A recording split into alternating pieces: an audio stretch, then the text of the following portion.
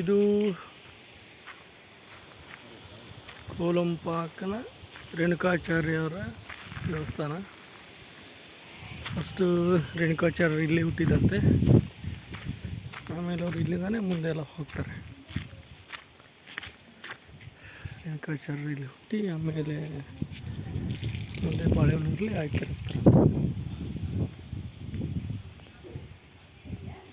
ಹುಡುಗ ತುಂಬ ದೊಡ್ಡ ದೇವಸ್ಥಾನ.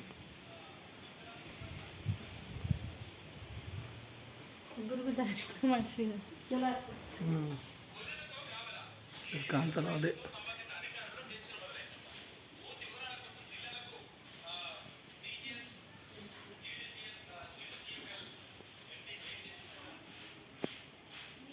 ಅಲ್ಲಿ ಕಾದಿದ್ರು ಅದೇ